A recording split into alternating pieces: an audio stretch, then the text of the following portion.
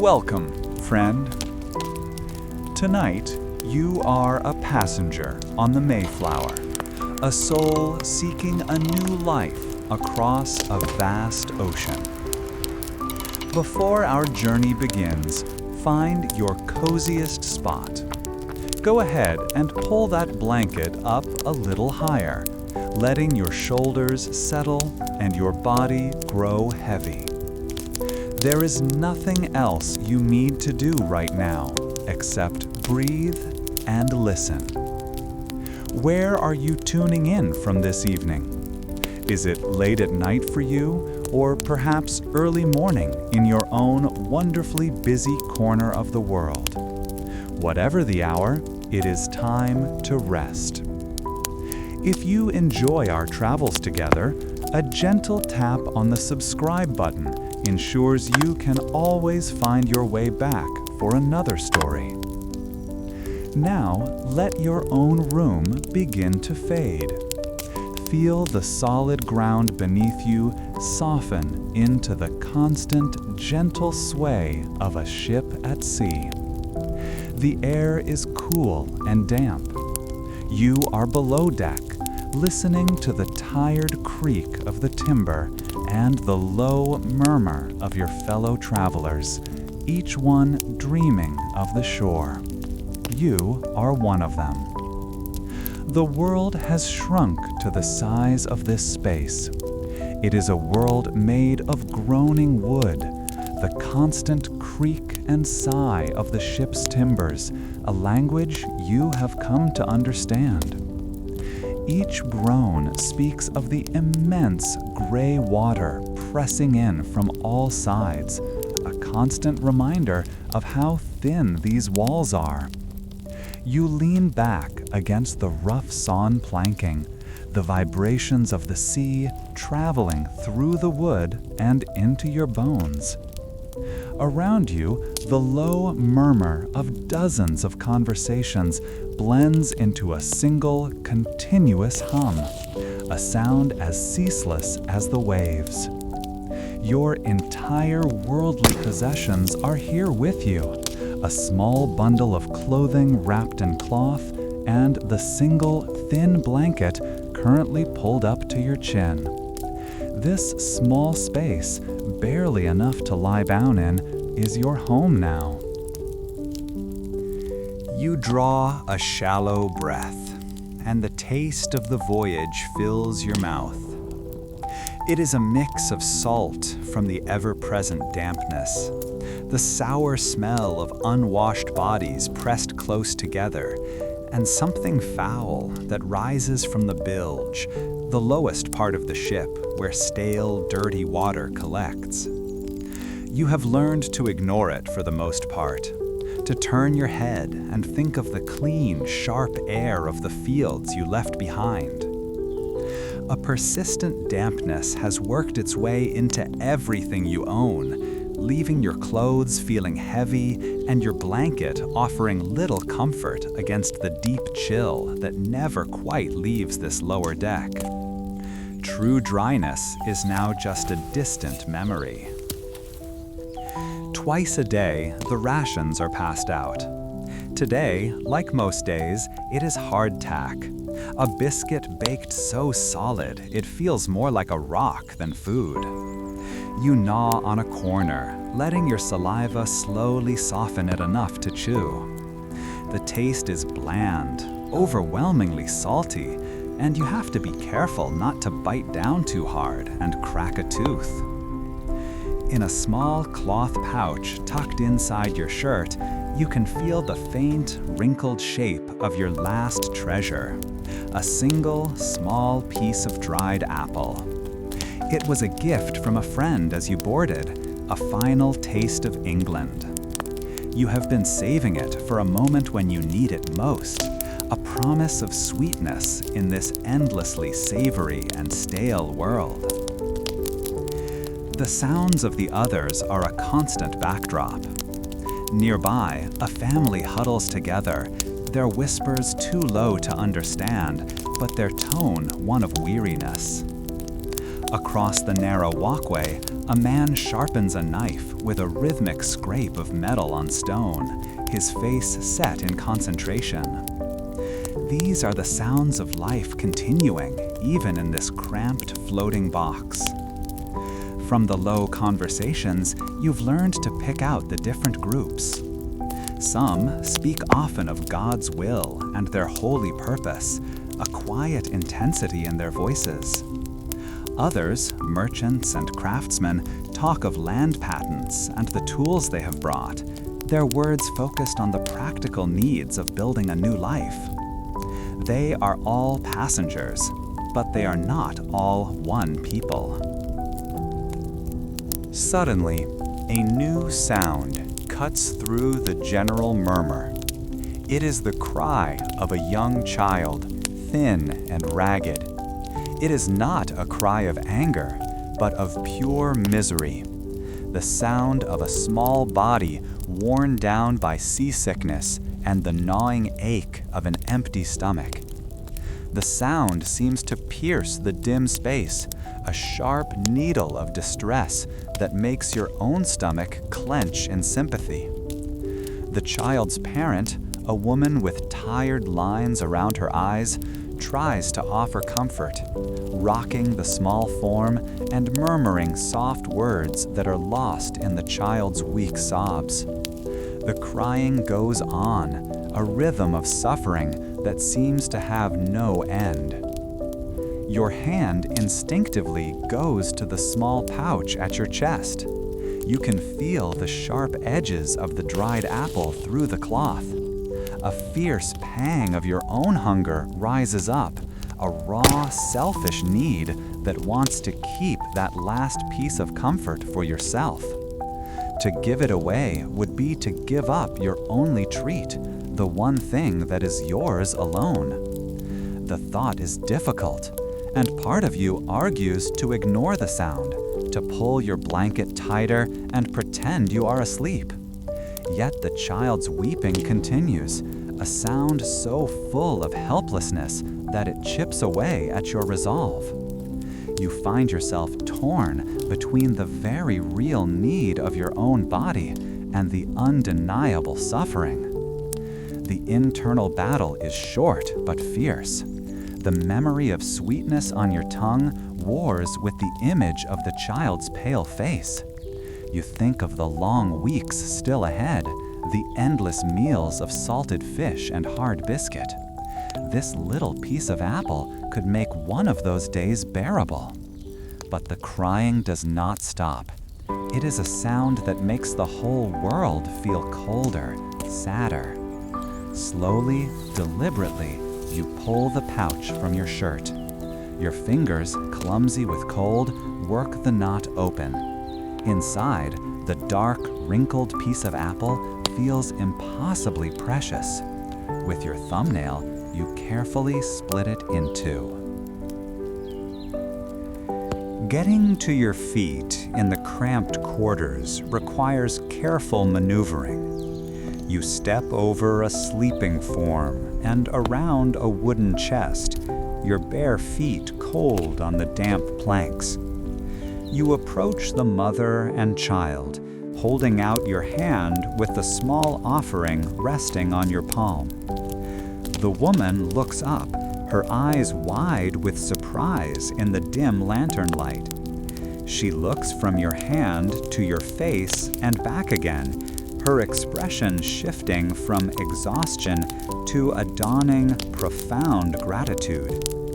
She is one of the strangers, as some of the separatists call those not of their congregation, a family seeking prosperity rather than religious freedom. She takes the piece of apple without a word, her fingers brushing yours for a moment. She breaks off a tiny piece and gives it to the child, who quiets almost immediately, their small mouth working on the unexpected sweetness. The woman then looks directly at you and gives a short, deep nod. No words are exchanged, but the message is as clear as a spoken promise. It is a look of thanks that goes beyond the simple gift, an acknowledgement of a kindness offered when no one was required to give it. You return to your spot and pull your blanket around you. The gnawing in your stomach is still there, but it is joined by a different feeling now. The weight of that shared glance, that silent understanding, settles in your chest, a tiny point of warmth in the vast, cold sea.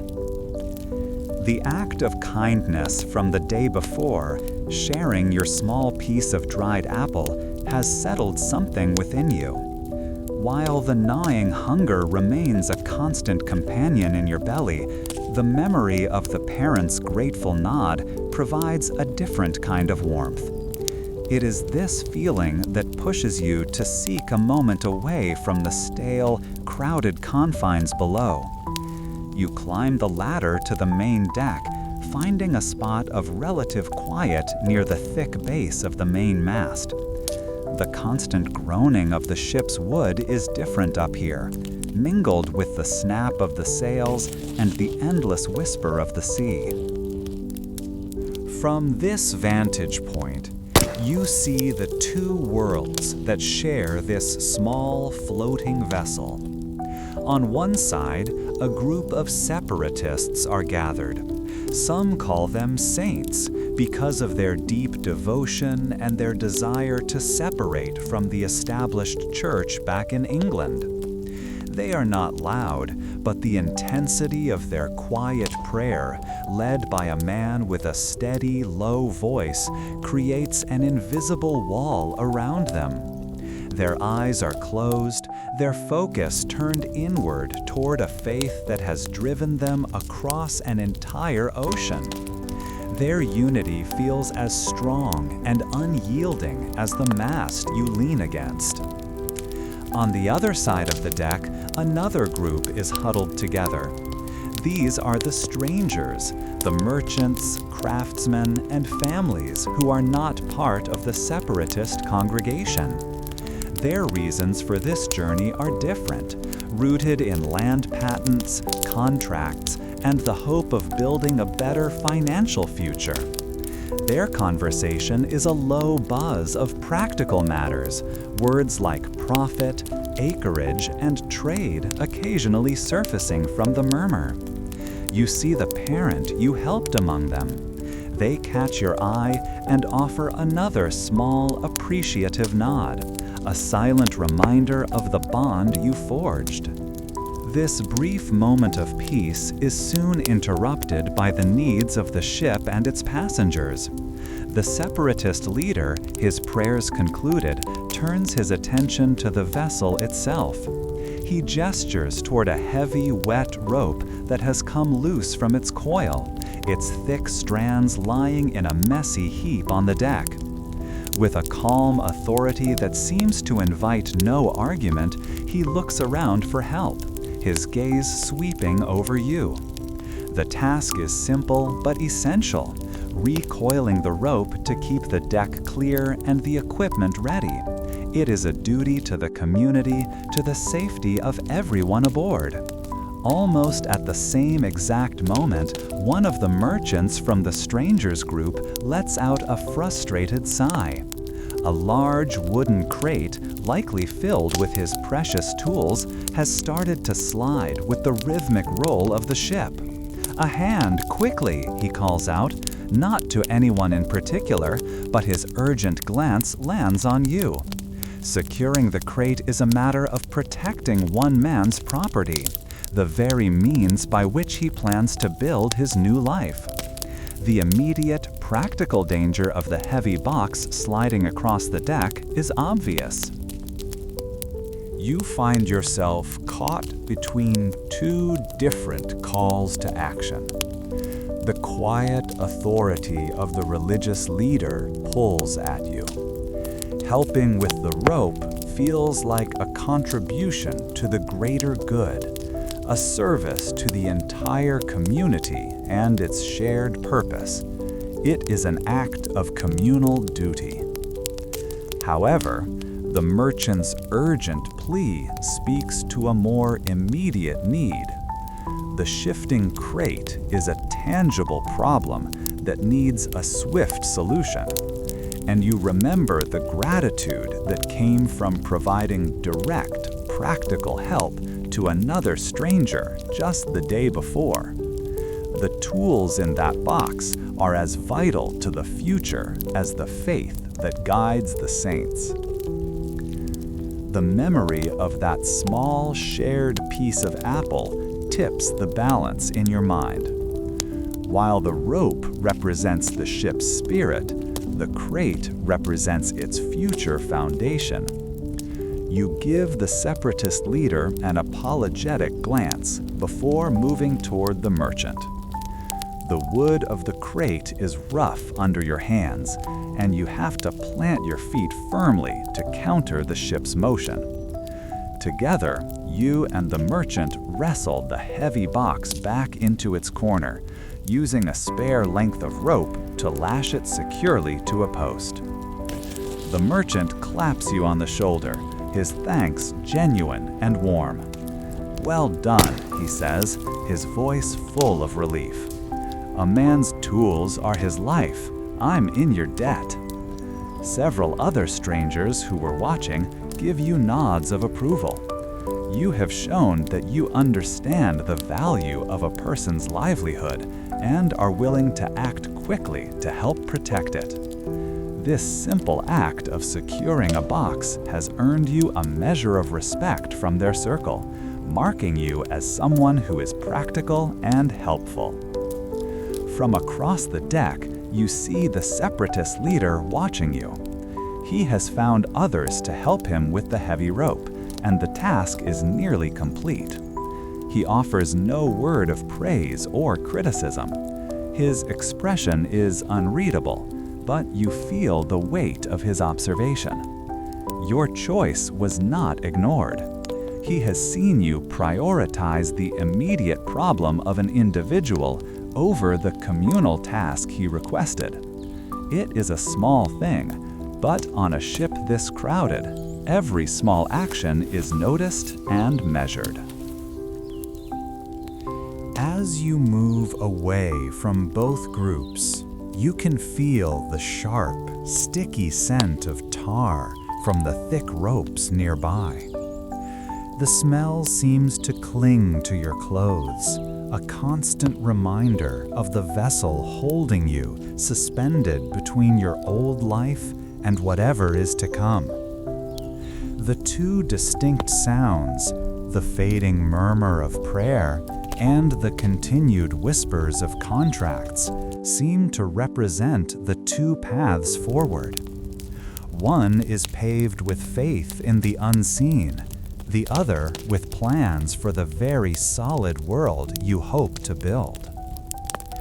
You realize that life on this ship is about more than just surviving the journey or rationing food.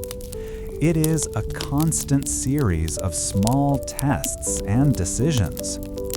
Each choice you make, no matter how minor it seems, places you somewhere on the invisible map that divides the people on board. You are not just a passenger anymore. You are becoming a part of one group or another, defined not by where you came from, but by the work you choose to do. Returning to your small space below deck, the air feels different than when you left. Or perhaps you are the one who has changed. The simple act of choosing which task to perform has subtly shifted your position within this floating community. You helped a fellow passenger with a practical problem, strengthening a bond with the strangers while creating a silent distance from the saints. You sit with this realization, feeling the deep, steady roll of the sea. The ship is moving forward, and so are you. Your journey is not just across the water, but through the complex relationships of the people who share your fate. You feel that your place on this ship is being defined not by the beliefs you hold, but by the simple, tangible help you choose to give. The familiar, gentle rocking that has lulled you to sleep for weeks suddenly turns hostile. Without warning, the floor drops from beneath you, then heaves upward with a violent shudder that sends you sliding across the rough wooden planks. The air fills with a harsh mix of sounds, the sharp crack of the ship's timber straining against an immense force, the crash of a loose barrel, and the startled cries of your fellow passengers. You scramble for a handhold, your fingers finding the rough edge of a support beam, just as the ship lurches again, throwing others against the curved walls of the hull. The low, steady murmur of life below deck has been replaced by a deafening roar from outside, a constant, deep-throated howl of wind and water that seems to want to tear your small world apart.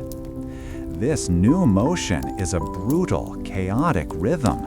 Your stomach churns in protest, and every muscle in your body tenses as you fight to stay upright. Planting your feet wide, you brace yourself against the ceaseless assault, the movement so unpredictable it feels like the sea is a giant hand trying to shake you loose. A chilling dampness begins to creep into the space, not the familiar bilge water damp, but a colder, sharper wetness that suggests the ocean itself is finding its way in.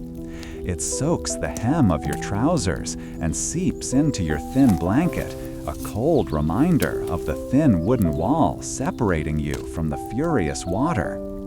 From somewhere above deck comes a sickening, splintering sound, sharp and loud, cutting through the storm's roar. It's a noise that speaks of failure, of wood giving way to a power far greater than itself, and you feel a tremor of pure fear run through you. In the swinging, erratic light of a single lantern, the cramped space has become a scene of desperate struggle. Your eyes adjust to the gloom, scanning the faces of those around you. You see the parent you shared your dried apple with weeks ago, their face a mask of grim determination. They are trying to do 3 things at once: hold their whimpering child, keep their footing on the slick floor, and protect a small, precious cask of fresh water from sliding away. The cask represents days of safe drinking for their family, a treasure more valuable than gold. At that same moment, a sharp cry from the other side of the cabin draws your attention. The elderly wife of the prominent separatist leader, a woman respected by all, has lost her balance in a sudden lurch. She lies on the deck, her expression more surprised than hurt, her soft call for help almost lost in the noise. You are frozen for a heartbeat, caught between 2 points of need. The parent and child represent a personal connection, a quiet bond forged through a small act of kindness. The memory of the child's small hand and the parent's grateful nod pulls you toward them with surprising force. You remember helping the merchant secure his tools, an act of practical assistance that earned you a nod from the strangers. Helping this family feels like a continuation of that path. Yet the fallen woman represents the community structure, its sense of order and respect for its elders. Helping her would be a public act, a declaration of duty to the group as a whole, witnessed by the very leaders who have been watching you. Your sense of duty to the community's fragile order wins out. The image of the older woman's vulnerability is too powerful to ignore. She is a symbol of the civility you all cling to in this chaos. You take a deep breath, push off from the beam and begin to make your way across the swaying floor. It is a clumsy, stumbling journey. Half crouched, one hand outstretched for balance as the ship seems to fight your every step. The floor is slick with seawater, and you nearly fall twice before you reach her side. Kneeling down, you offer a steadying arm, your voice calm as you help her sit up and then, with great effort, guide her back to her feet. She leans on you heavily, her breathing shallow, and you help her to a more secure spot where she can brace herself against a large tied-down crate. The separatist leader, her husband, is nearby, ensuring others are safe, and he turns just in time to see your action. He catches your eye and gives a slow, deliberate nod. In the midst of the storm's fury, he takes a moment to mouth the words, "Thank you." The praise is quiet, but in this small, crowded world, it feels as loud as a shout. You have demonstrated your commitment not just to a person, but to the idea of the community itself, and it has been formally recognized. With the woman safely braced, you finally look back across the cabin. The stranger parent has managed on their own. They have wedged the water cask into a corner and are now huddled over their child, murmuring words of comfort. They look up and see you watching. There is no anger in their expression, no accusation, but for a fleeting moment, in the shifting lantern light, you see a flicker of deep disappointment in their eyes, a look that says they had hoped you would come to them first. The small, unspoken alliance you built with a piece of fruit now feels more complicated, strained by the difficult choices this voyage demands. As the hours pass, the storm's violence begins to lessen. The brutal lurching softens into a heavy, rolling swell, and the deafening roar of the wind subsides to a mournful whistle through the rigging. The immediate terror fades, replaced by a bone-deep exhaustion that settles over everyone below deck. People begin to pick themselves up, to check on their neighbors, to assess the damage to their few belongings.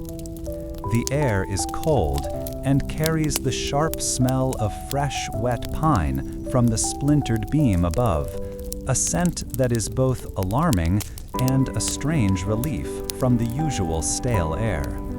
You find a relatively dry spot to sit, your back against the familiar curve of the hull, and pull your damp blanket tightly around your shoulders.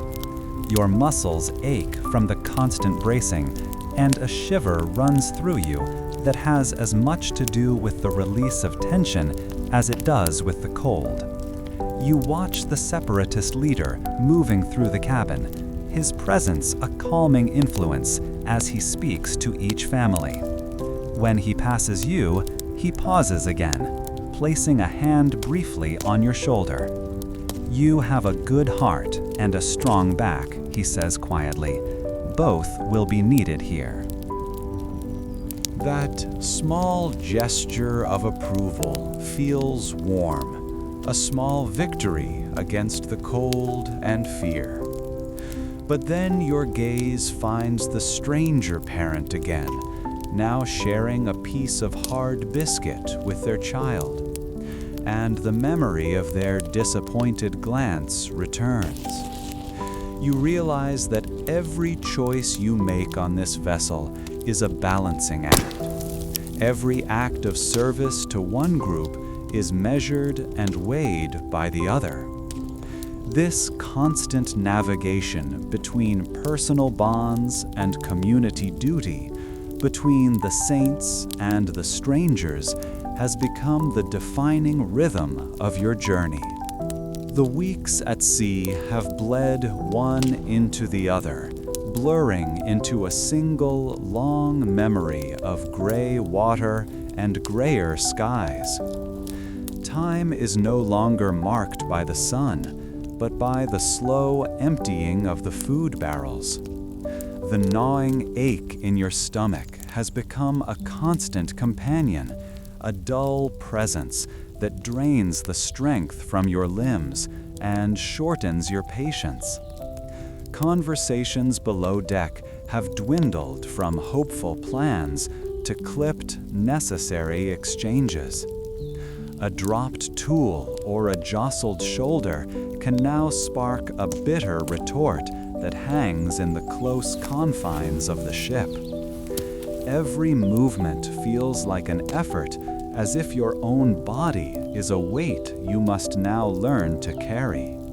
Your daily meal is an exercise in endurance. The hardtack biscuit, once just a simple, tough bread, is now a landscape of tiny tunnels left by weevils.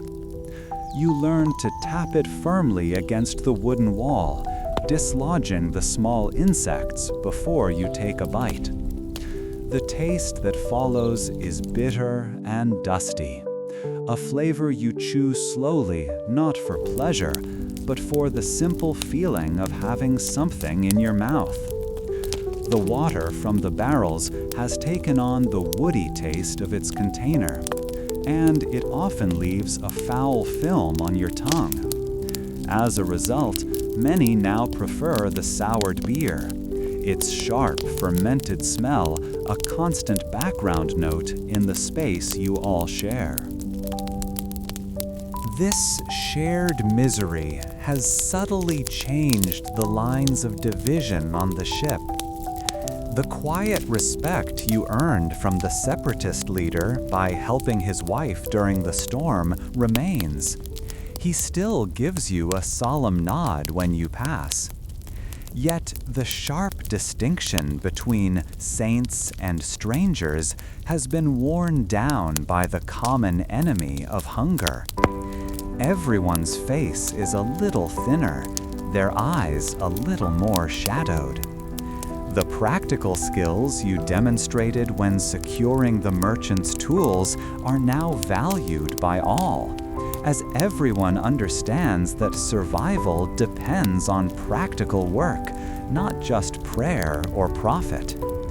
These small alliances, forged in moments of crisis, are now the threads holding your small world together. Because of this reputation for being steady and fair, a new task is given to you. You are asked to assist in distributing the daily rations.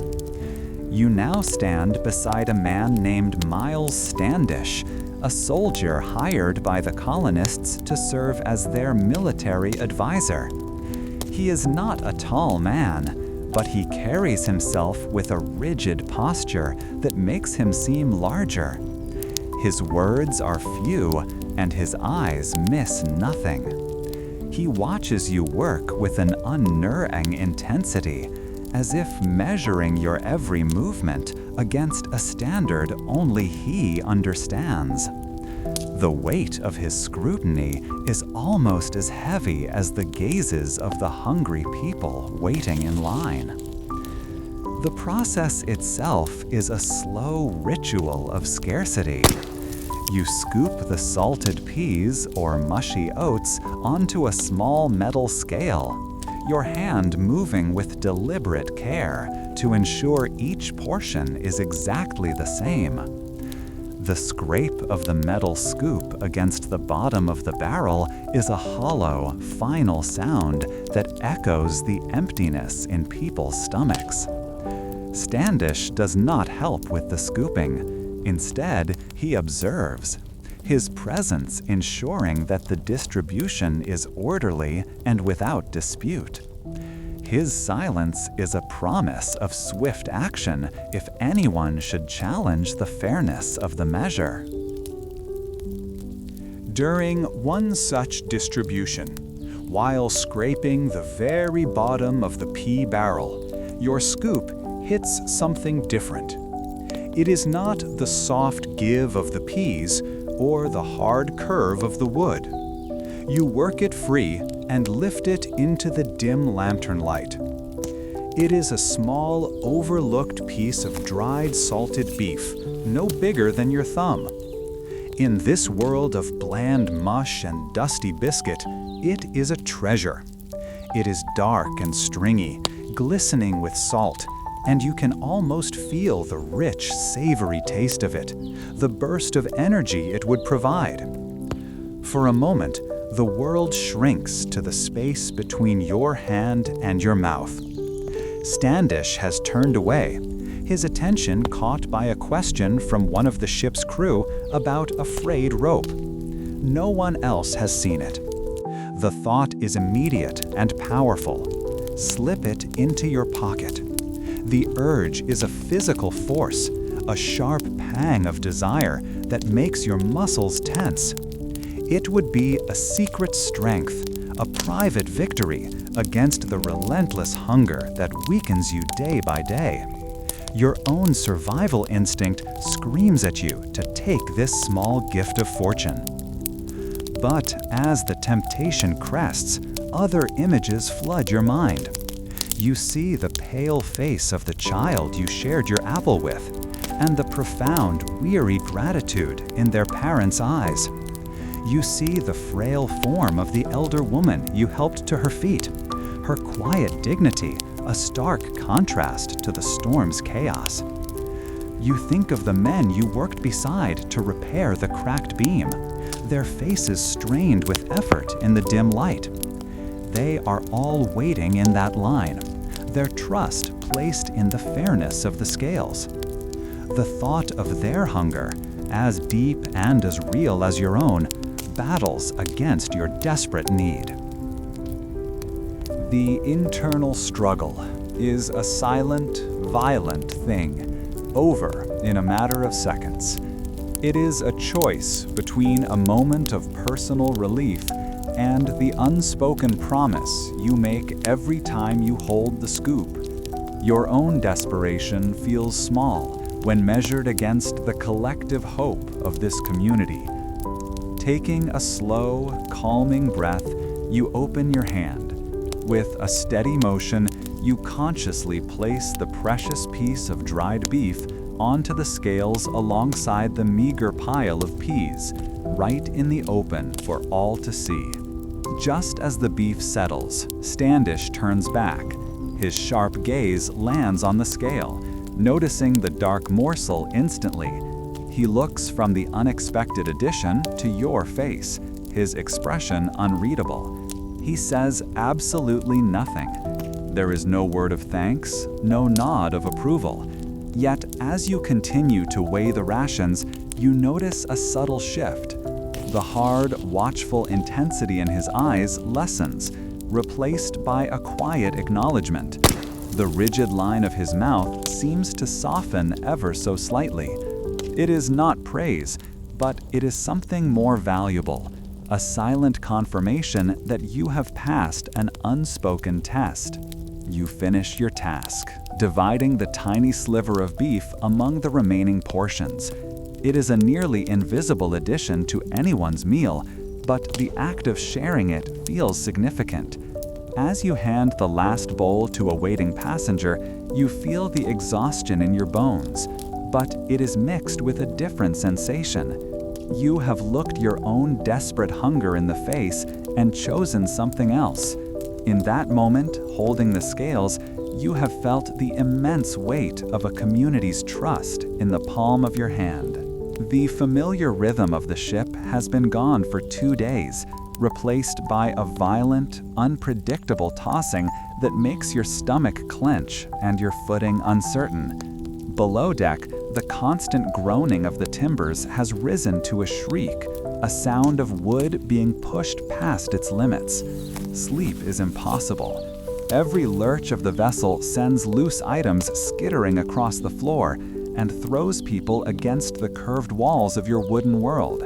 You brace yourself with hands and feet, listening to the muffled roar of the wind and the percussive crash of waves against the hull. It feels as though a giant is trying to break the ship apart in its hands. Then, a sound cuts through the storm's fury, a noise so loud and sharp it silences every prayer and complaint. It is a deep, thunderous crack that you feel in your bones, a sound of something vital giving way. For a moment, there is only the noise of the sea, and then a new sound begins, a collective gasp, followed by panicked shouts from above. Soon after, a torrent of icy seawater cascades down the main hatchway, drenching everything in its path. You scramble away as the frigid water pools on the floor, soaking your worn leather shoes and the hem of your trousers. The cold bites at your ankles with a shocking intensity. People are crying out, their voices sharp with a terror that is new and raw, different from the weary misery of the long voyage. Following the direction of the urgent shouts, you see the ship's master and the carpenter pushing through the crowd, their faces grim in the swaying lantern light. They disappear into the ship's guts, and you wait, the cold water seeping higher, a knot of dread tightening in your chest. When the carpenter returns, his face is pale. He speaks to a gathering of the leaders, but his voice is loud enough for everyone to hear over the storm. The main beam is cracked clean through. She's taking on water with every wave. We cannot go on. His words land like stones, and a wave of despair washes over the cramped space. To turn back now, after so much suffering, feels like a different kind of death. A heated debate immediately breaks out. Some voices, laced with fear, agree with the carpenter, arguing that it is God's will that they return to England. Others, including the steady voice of the separatist leader, refuse to yield. "We have put our hands to the plow," he declares, his voice cutting through the noise. "We will not look back." The argument is bitter, pitting the practical fear of drowning against the unwavering faith that has brought you all this far. As the leaders argue, a few of the strangers, the merchants and craftsmen not part of the separatist church, push forward with an idea born of desperation. They have brought with them a heavy piece of equipment, a tool for their new life. With immense effort, several men haul a massive iron screw from the cargo hold. You stare at it, confused. It's part of a printing press, they explain, meant for making books and pamphlets in the new colony. It is a tool for spreading words, not for mending a ship. Yet they believe it can be used like a jack, a device to lift heavy weights. Their plan is to place it under the broken beam and use its turning force to push the splintered wood back into place. The carpenter shakes his head, calling it a foolish risk that will only waste time before the ship founders. The debate is settled not by words, but by the urgent need for action. The leaders agree to try. They need strong backs and steady hands for the dangerous work. Miles Standish, the colony's military advisor, whose trust you earned with your honesty over the rations, catches your eye. He gives a short, sharp nod in your direction. It is not a request, but an expectation. You are being called to help. You move forward, your legs heavy in the sloshing seawater. The great iron screw is positioned on a block of wood directly beneath the sagging, fractured beam. Long levers are fitted to its top. The space is tight, and the ship's violent rocking makes every movement a hazard. You take your place beside 3 other men, your hands gripping the cold, damp wood of a lever. The work is agonizing. You throw your entire weight against the lever, and for a long moment, nothing happens. The screw resists, and the groan of the ship seems to mock your efforts. A voice in your mind, the voice of reason, whispers that the carpenter was right. This is a fool's errand. The ship is dying, and you are trying to hold it together with a piece of a printer's machine. Doubt makes your muscles burn with a cold fire, and the urge to give up, to simply accept your fate, is immense. But then you look at the faces of the others straining alongside you. You see the hope for a new life, the same hope that pushed you onto this vessel in the first place, warring with their fear. You remember the promise of land, of freedom, of a place to build something new. That hope, a stubborn and defiant ember, flares within you. It pushes back against the cold certainty of failure.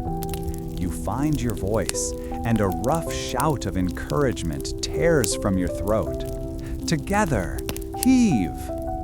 The man next to you grunts in agreement, and another joins your call. Your shout turns into a rhythmic chant, a cadence for the work. Heave, and again. Heave. The internal struggle between despair and determination ends.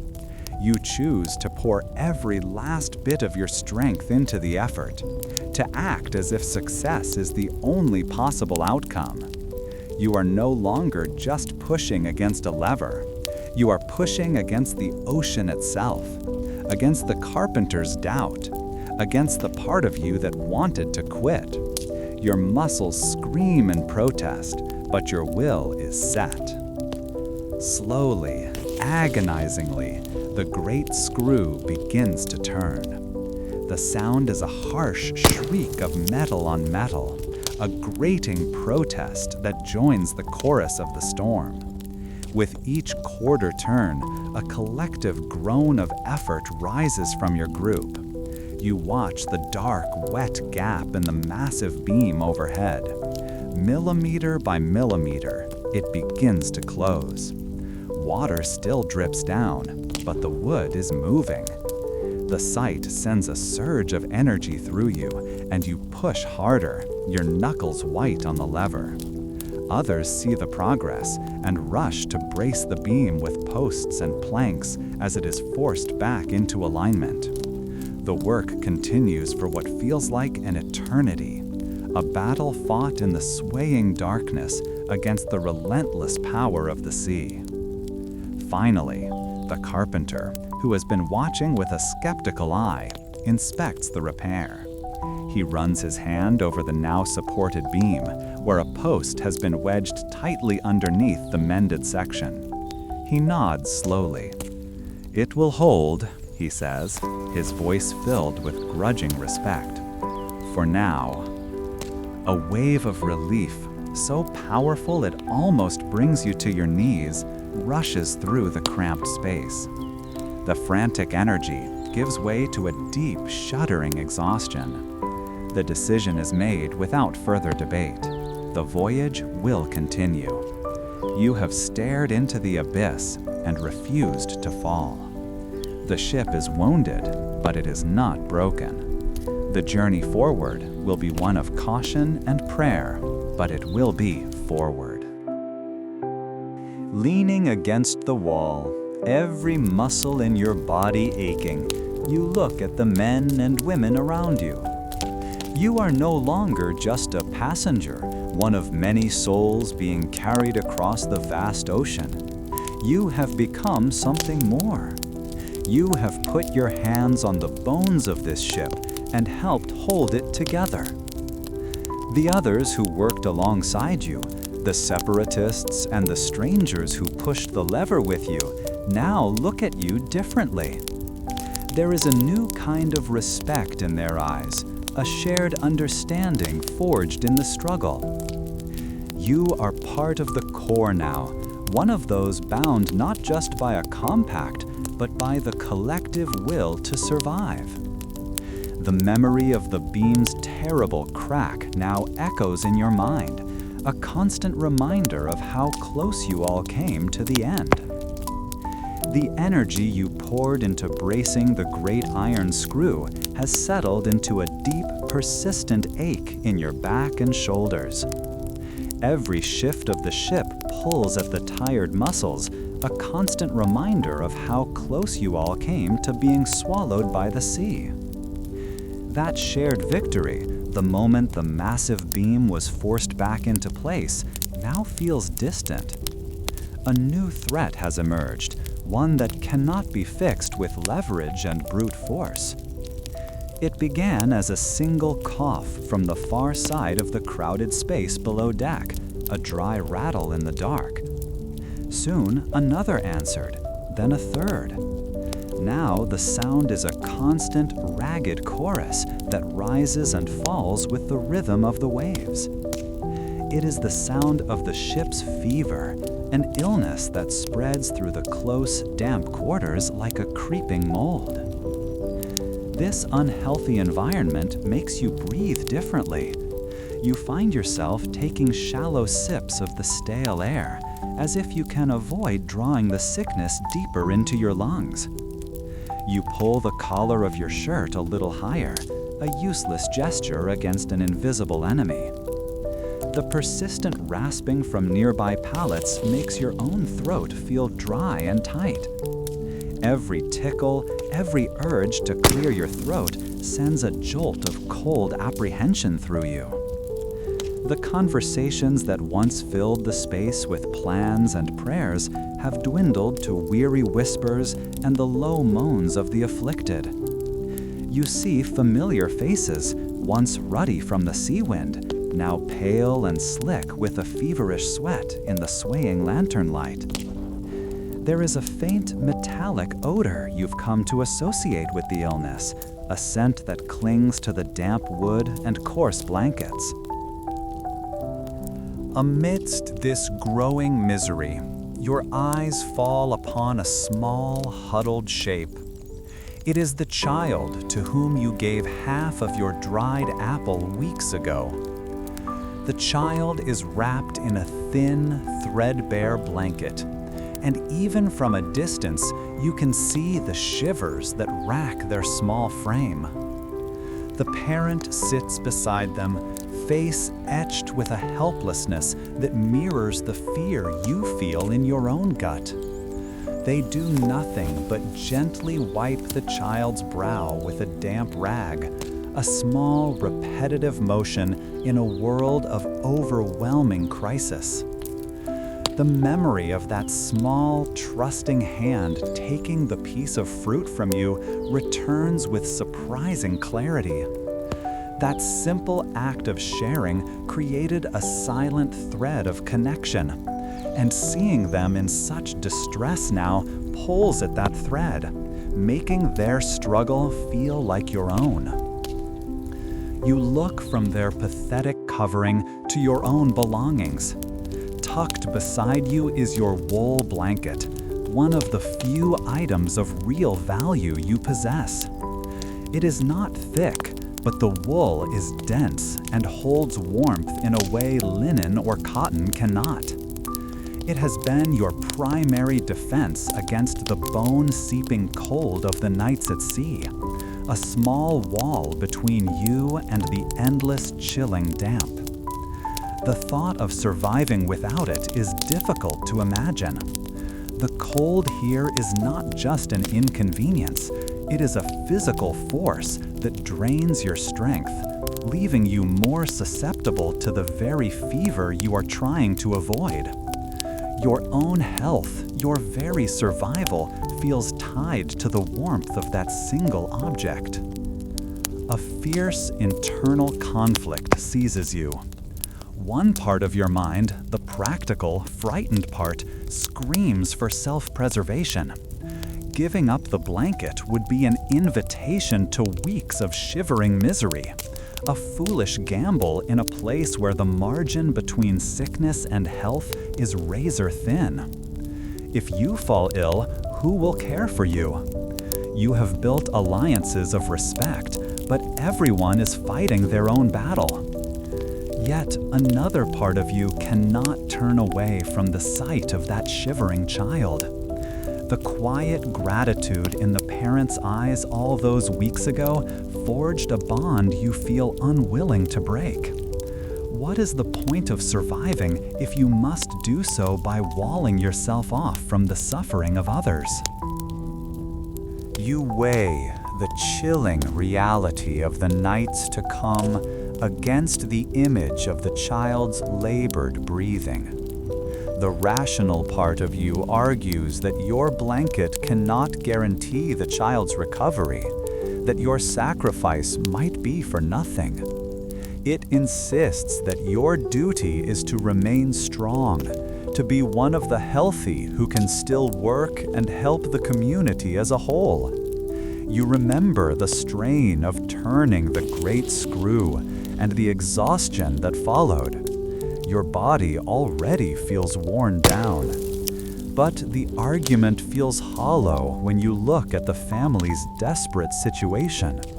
The memory of their quiet dignity, of the simple nod of thanks, overwhelms the cold logic of self-interest. You cannot stand by and hoard your small comfort while they have none. The decision forms not as a clear thought, but as a physical impulse.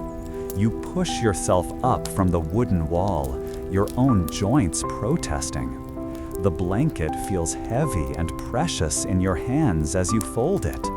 For a moment, you clutch it to your chest, feeling its familiar, rough texture and its stored warmth one last time. Every instinct for self-protection urges you to sit back down, to pretend you saw nothing. But your feet are already moving, carrying you across the unsteady floor. You navigate between the sprawled forms of other passengers, each step solidifying your resolve and quieting the voice of fear. You approach the family without a word. The parent looks up, their eyes wide and weary, expecting perhaps a complaint or a request. Instead, you hold out the folded wool blanket. There is no need for words. Their expression shifts from exhaustion to disbelief, and then to a wave of overwhelming silent gratitude that is more powerful than any spoken thanks. You do not wait for a response. You simply lean down and gently drape your blanket over the child, tucking it around their small, trembling shoulders. The thin, ragged cloth they were using before is soaked with sweat and offers no real protection. Your wool immediately seems to calm their shivers. Returning to your small space, the absence of the blanket is immediate and stark. The wooden wall you lean against feels colder, the dampness of the bilge more noticeable. You pull your knees to your chest, wrapping your arms around them, but it does little to ward off the encroaching chill. That night is the longest you have yet endured. Sleep comes only in short, fitful bursts, broken by your own shivering. Every creak of the ship's timbers, every cough from the darkness seems louder and more menacing. You feel exposed, vulnerable, and a flicker of regret worms its way into your thoughts. The following days are a test of endurance. Without the blanket, your body spends precious energy simply trying to stay warm. The gnawing hunger feels sharper, the weariness in your bones deeper. You move more slowly, conserving every bit of strength.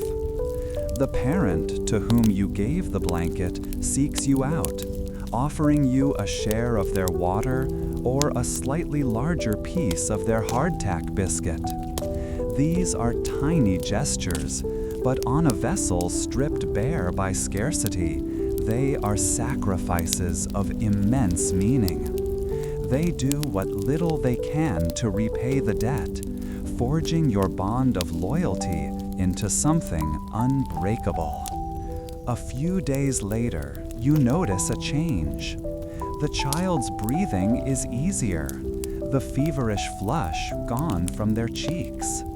They are still weak, but the violent shivers have ceased. That afternoon, you see them sit up and take a small sip of water on their own. The parent catches your eye from across the cramped hold, and the look they give you is one of pure, unadulterated thankfulness. It is a look that seems to pour a small measure of warmth back into your own chilled bones. The child's fever has broken. Your nights are colder now, and the coughs that echo in the dark sound more threatening than ever.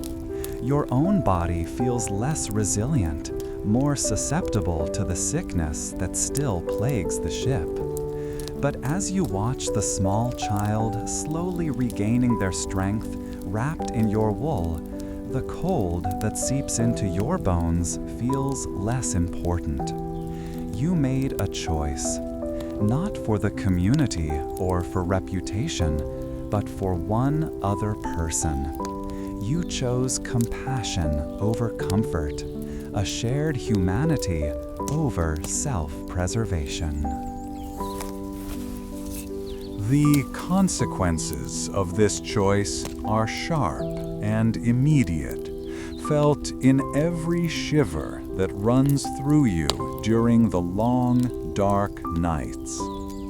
Yet, there is another, less tangible result. You have reaffirmed a promise to yourself that you would not let this brutal voyage strip away your capacity for kindness. You feel the deep significance of this simple act of giving in the weary marrow of your bones. The weeks have bled into one another, each dawn revealing the same endless circle of gray water and gray sky. Down in the cramped space below deck, hope has worn as thin as the blankets. The cold you earned by giving away your own has settled deep in your bones, a constant, dull ache that serves as a reminder of the sickness that swept through these timbers. The constant groaning of the wood is the only lullaby, the only sermon, the only sound that seems to mean anything anymore. A low murmur of prayer from one corner mixes with the quiet, desperate coughing from another. Movement is slow, listless. You and everyone else are ghosts haunting the belly of this wooden whale, waiting for it to either deliver you or swallow you whole. Then a sound unlike any other cuts through the gloom. It is a shout from high above, a single word stretched by the wind, but it hits the lower deck like a physical blow. Land! For a moment, no one moves. It feels like a dream, a cruel trick of the mind. Then another shout confirms it, and the space erupts. People who were barely moving moments ago are now scrambling, pushing, climbing over one another to get to the ladders.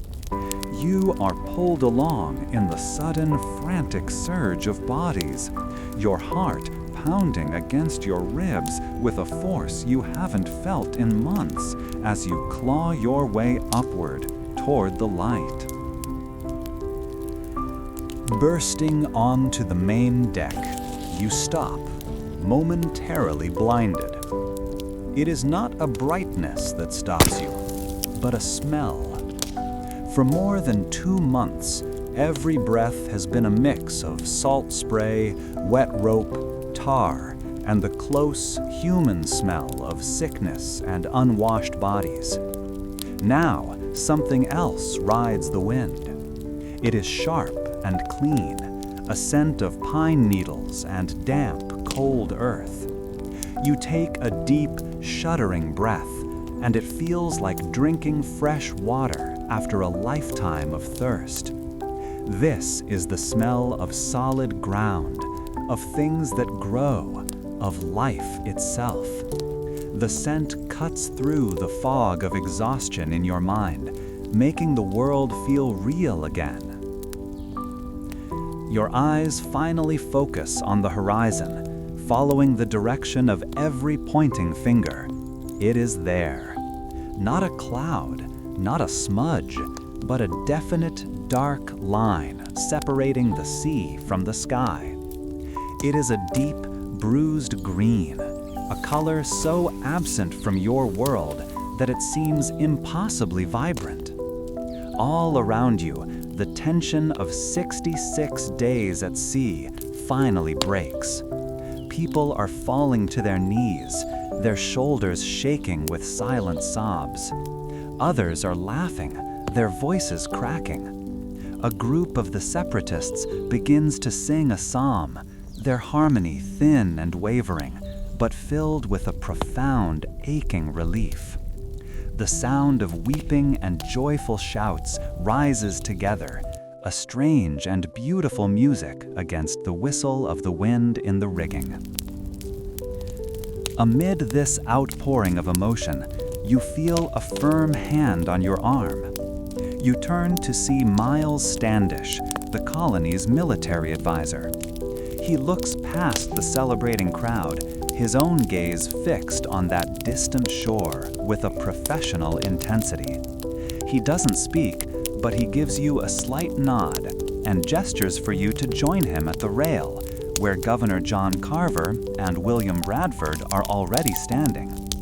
Because you proved your worth with the rations and put your shoulder to the task of mending the ship's great beam, you are being summoned. You are no longer just another passenger in the crowd. You are being invited to stand with those who will decide what comes next. Standing beside them, you see the land through their eyes. The wild joy that fills the ship feels distant from this small, quiet group. You watch the leaders' faces and see not just relief, but the heavy weight of what this sight truly means. Their eyes are narrowed, not in celebration, but in assessment. This immediate shift in perspective triggers a conflict within you. A powerful wave of pure relief washes over you, so strong it makes your legs feel unsteady.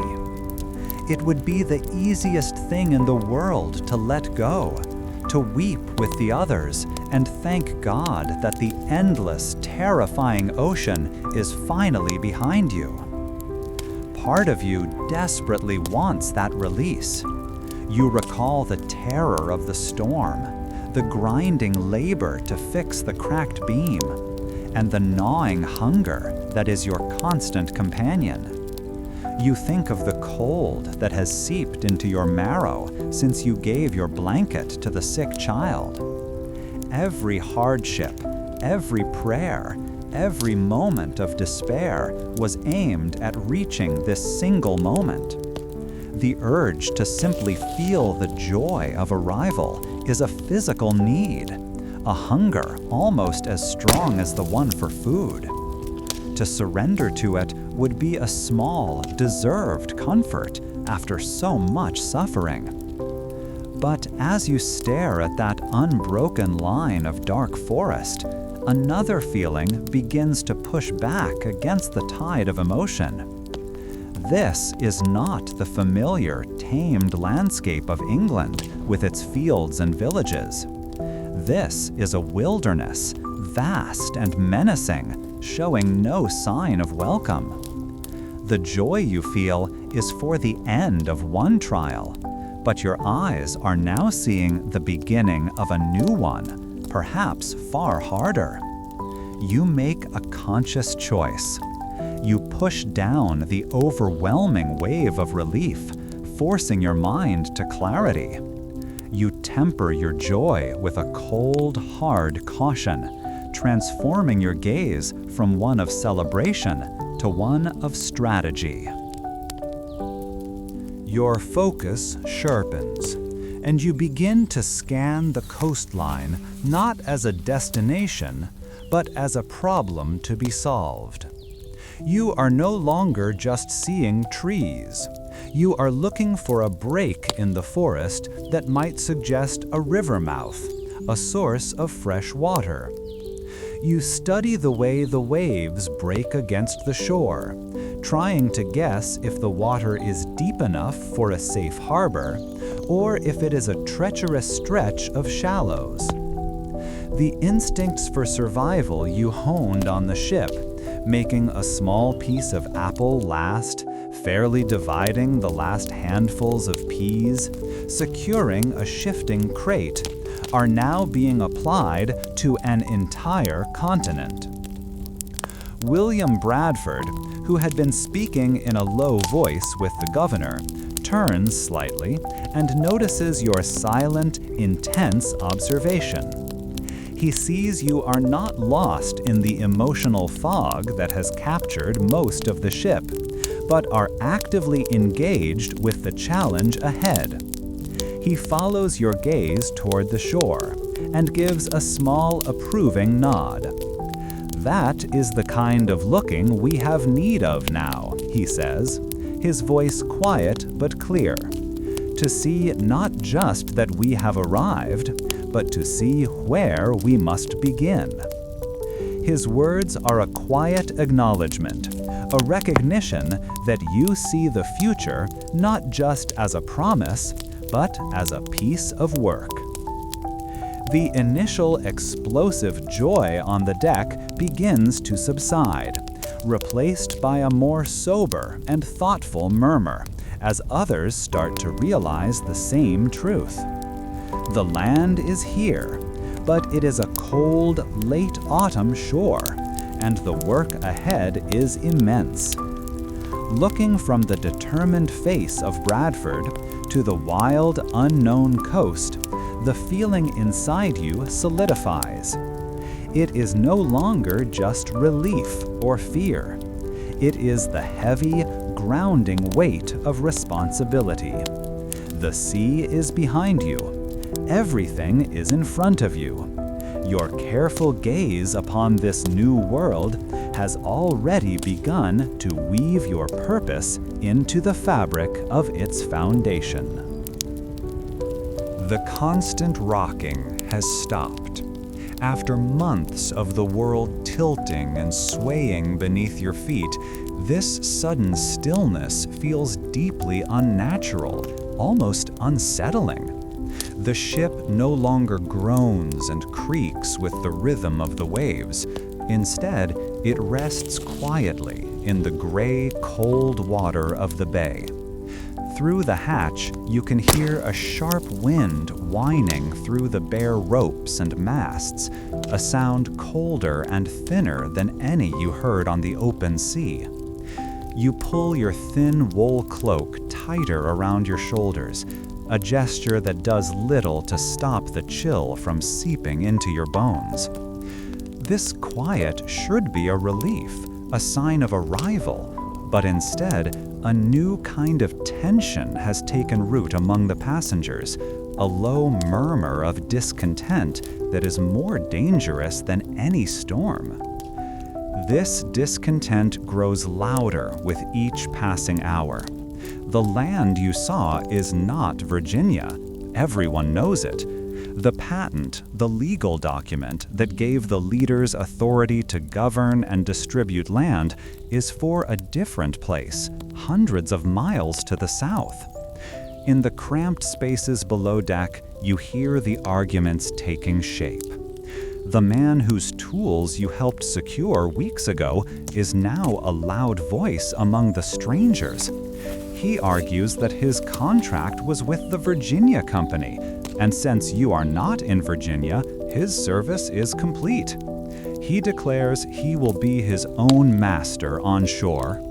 Others nod in agreement, their faces set with a stubborn look of independence. The terrible truth is that without that piece of paper, the leaders have no legal power over nearly half the people here. The community threatens to shatter into desperate, competing individuals before a single foundation is laid. Because you have proven yourself level-headed, standing quietly with the leaders as you all first gazed upon the shore, you are not left to hear these arguments as mere rumor. Miles Standish finds you, his expression grim, and nods for you to follow. You are brought into the great cabin, the largest room on the ship, but still a small space for the gravity of this moment. Governor John Carver, William Bradford, and the other separatist elders are gathered around the central table. The single lantern hanging from a beam swings slightly, not from the sea, but from the movement of men in the confined room. The small space smells of damp wool, lamp oil, and the faint, sharp scent of ink. Your presence here is a testament to the trust you have earned. You are no longer just a passenger, but someone whose opinion is sought in a crisis. Governor Carver speaks, his voice low but steady, cutting through the anxious quiet. He lays out the danger plainly. If the group splinters, none will survive the coming winter. There is no authority here but what you make yourselves. Therefore, he proposes a radical idea. They will draw up an agreement, a compact, to bind everyone together. It is a simple, powerful thought, to create a government from nothing but a shared promise. He explains that by signing it, you would all combine yourselves together into a civil body politic. The phrase sounds strange, but its meaning is clear. You would become one community, bound to create and obey your own just and equal laws for the good of the whole colony. It is an offer of unity, but one that requires every man to give up the very freedom some are so eager to claim. The debate that follows is not a shouting match, but a tense exchange of deeply held beliefs. The merchant you know from the stranger faction is there, and he speaks for many when he voices his doubts. Our contract is broken, he says, his eyes scanning the faces in the room. Why should we trade one master in England for new masters in this wilderness? Let every man be free to make his own way. His argument hangs in the air, appealing to the desire for liberty that brought many of you across the ocean. He even glances at you, a silent appeal to the person who once offered him practical help, man to man, without concern for religious station. His words resonate with the part of you that longs for simple freedom after being trapped on this ship for so long. On the other side, one of the separatist elders rises to speak. His voice is quieter, but carries an immense weight. He speaks not of contracts, but of survival. Freedom without community is a swift death in a strange land, he warns. He reminds everyone of the storm that nearly broke the ship, and how you only survived by working together to repair the cracked beam. He speaks of the sickness and how you comforted one another through the darkest days. He argues that you are already a single body, bound by shared suffering and a shared hope. To abandon that now, he says, would be to abandon God's providence and invite certain ruin. His words remind you of the older woman you helped, a duty performed not for personal gain, but for the stability of the group. You find yourself torn between these two powerful currents of thought. The stranger's argument for individual liberty is the dream of a new life, free from the rigid structures of the old world. You understand his position perfectly. You helped him, after all, as one practical person helping another. Yet the elder's warning about the chaos of a broken community feels like a cold dread in the pit of your stomach. You have seen what happens when things fall apart. You remember the fear during the storm, the desperation in the eyes of the hungry, the shared grief during the burials at sea. The community, however flawed and divided, was the only thing that saw you through. The choice is not just about law. It is about what kind of world you intend to build here. After the words have settled, a simple sheet of parchment is placed on the table next to a pot of ink and a quill pen. The hastily written document contains fewer than 200 words, but everyone in the cabin understands that a future rests upon them. A heavy silence descends, broken only by the whine of the wind outside. This is the moment of decision. Governor Carver picks up the pen, dips it, and scratches his name at the top of the list. Then he sets the pen down. For a long moment, no one moves. The strangers look at each other, their expressions guarded. The separatists wait, their faith being tested.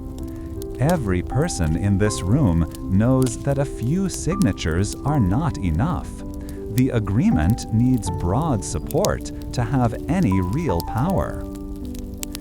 You watch the hesitation, the flicker of doubt in the eyes of men weighing their fears against their hopes.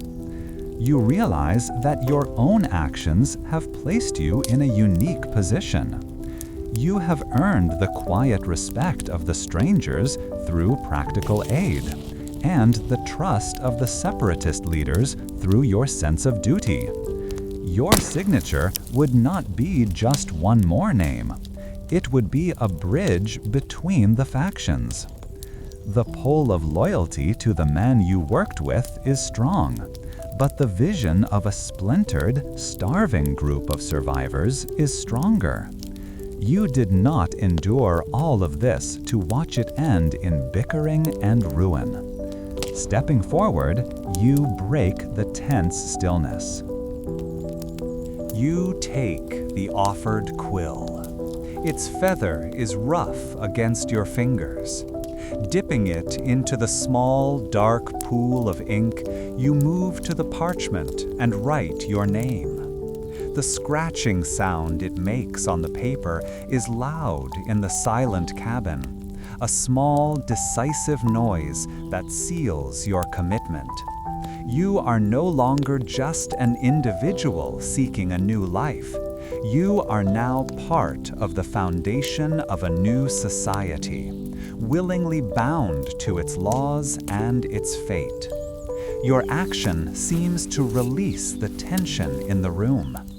Another man, one who had been watching you closely, steps up to sign, and then another.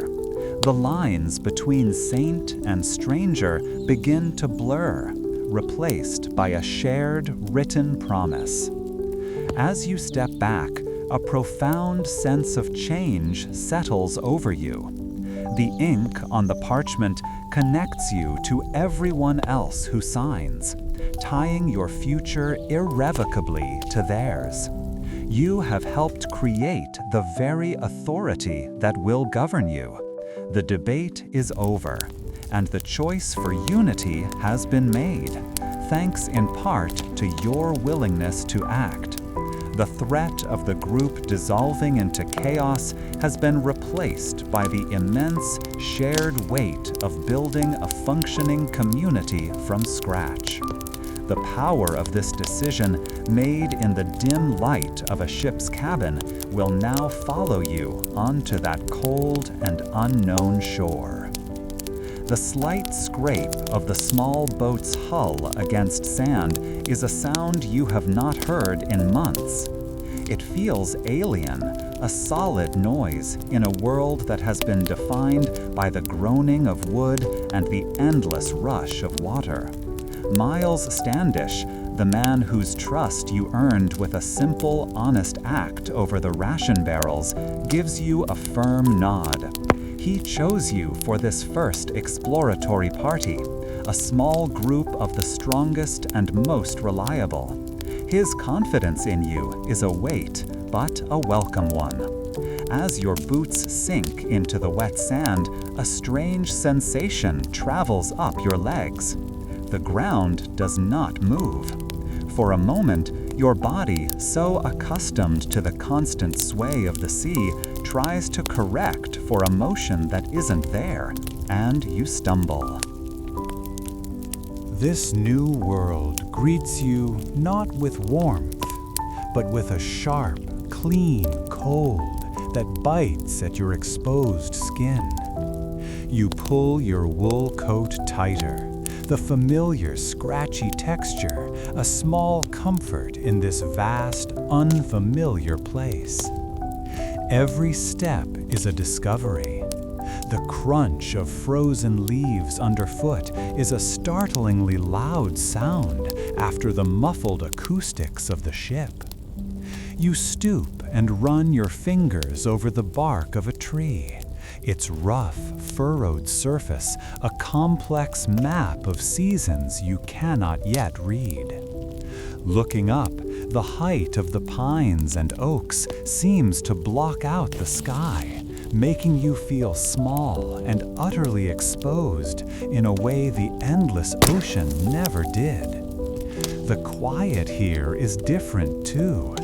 It is not the absence of noise, but a layered chorus of wind whistling through bare branches and the distant call of an unfamiliar bird. Following a narrow stream inland, the party moves with a tense caution. Every shadow seems to hold a threat, every snapped twig a potential warning. After what feels like an hour, you find what you have been searching for: fresh water. You kneel at the edge of the stream, cupping the icy liquid in your hands. It is so cold it makes your teeth ache, but the taste is revelatory. It is pure, clean, and utterly free of the stale, woody flavor of the ship's barrels. You drink until your stomach feels tight, a simple act that feels more luxurious than any feast you can remember. This small taste of the land's offering sends a sliver of hope through you, a feeling as clean and powerful as the water itself. Pressing onward, you break through a line of trees into a clearing. It is clearly a place where people have lived. The fields are fallow, covered in dead stalks of a strange tall grass, and the round shapes of former dwellings are visible on the ground. But there is no one here. The silence is profound, unnerving.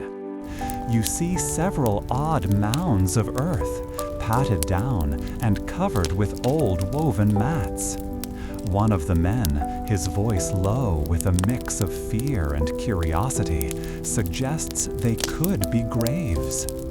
A shiver runs through the group at the thought. However, Standish, ever the practical soldier, orders a careful investigation of one of the mounds. With tools and hands, the men dig into the frozen soil. What you uncover is not a grave, but something far more valuable. Beneath the dirt is a large, beautifully woven basket, and inside it, a treasure beyond imagining. Dried ears of corn, their kernels like golden jewels in the pale winter light. Another basket is found, and then another. It is a store of food, a vital supply that could mean the difference between life and death for everyone huddled on the ship. A wave of relief so powerful it makes you lightheaded washes over the small party. This is a sign, some murmur, a gift from God to His chosen people in their time of need. That feeling of divine providence, however, quickly gives way to a more complicated reality. This corn was not a gift from the heavens. It was the work of human hands. It was planted, harvested, and stored by the people who lived here, people who are gone now for reasons you cannot guess. As the men begin to haul the heavy baskets from the earth, a heated, whispered debate begins. To take the corn is to ensure your survival through the coming winter. The memory of the weevil-infested biscuits and the gnawing ache of hunger on the ship is a powerful argument. It feels like a necessity, a simple act of self-preservation against the harshness of this new world. Yet a deep unease settles in your stomach. This is not your corn. Taking it feels like theft, a poor way to begin a new life in a new land. One of the strangers you helped secure tools for on the ship argues forcefully that survival comes first. Contracts and morality can be sorted out later. A separatist, his face grim, counters that to begin their godly community with an act of stealing would be to build on a foundation of sin. He believes you must trust in providence to provide, not take what belongs to another. You see the truth in both arguments, the raw need warring with the moral principle, and you feel the eyes of the others on you, waiting. You remember the small piece of dried apple you once shared, an act of kindness that cost you little but meant so much. You recall the weight of the iron screw as you helped mend the ship's broken beam, an act of communal effort. This moment feels like a combination of both. Your own hunger screams at you to take the corn and ask no questions. But the thought of the people who might return to find their winter stores gone is a heavy burden. Stepping forward, you find your voice. You argue for taking the corn, for survival is not a sin. But you also insist that you must leave something in its place, a sign that you are not thieves, but wish to trade. Your suggestion hangs in the cold air. It is a compromise, a path between raw opportunism and potentially fatal piety. You propose leaving a small iron knife from your own belt and a sturdy copper kettle from the party's supplies. It is not an equal trade, you know, but it is an offering, a gesture of intent. After a long moment of silence, Standish looks at the corn, then at the weary faces around him, and finally at you. He gives a slow, considered nod. Your compromise is accepted. The act of taking feels different now, less like a violation and more like a desperate but honorable transaction. As you help carry the heavy baskets back toward the shore, the weight of the corn on your back is matched by the weight of your decision. You have helped feed your people, but you have also initiated the first contact with the inhabitants of this land, even in their absence. The items you left behind in the cold, empty earth are a message. What that message will say, or how it will be received, is a question that hangs unanswered in the sharp air. The sun is low in the sky, casting long shadows from the trees that seem to stretch like fingers across the frozen ground. The return to the small boat is quiet, each man lost in his own thoughts. You have stepped onto this new continent and immediately been faced with a choice that defines who you will be here. You are no longer just a survivor of the sea. You are an actor in this new world, and your actions have consequences you can only begin to imagine. Looking back at the dense, dark woods, you feel as though you are being watched. The land itself seems to be holding its breath, waiting to see what you will do next. You have become a participant in a profound and uncertain beginning. Miles Standish, the colony's military advisor, points a finger directly at you.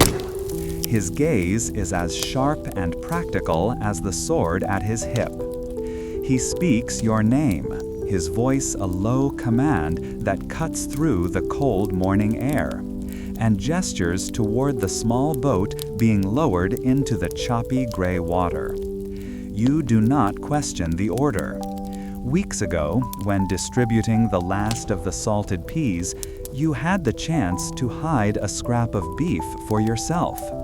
Instead, you placed it with the common stores for all to share. Standish saw. He said nothing then, but his selection of you now is the silent acknowledgement of that choice. He is picking people he trusts for this first exploration ashore, and because of your honesty, you are among them. The boat, called a shallop, scrapes against a bank of sand and shells. As you swing your legs over the side, your boots sink into the wet grit.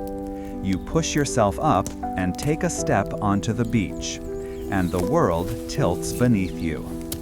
After more than 2 months of the sea's constant rise and fall, the solid, unmoving earth feels deeply strange, a trick your body refuses to believe.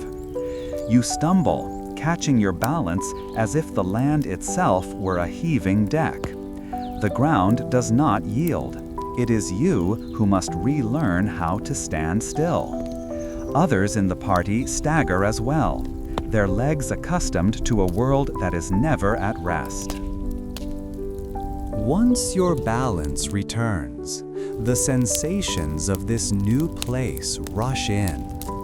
Each breath you take is sharp and clean, stinging the back of your throat with a cold so pure it feels like drinking from an icy stream.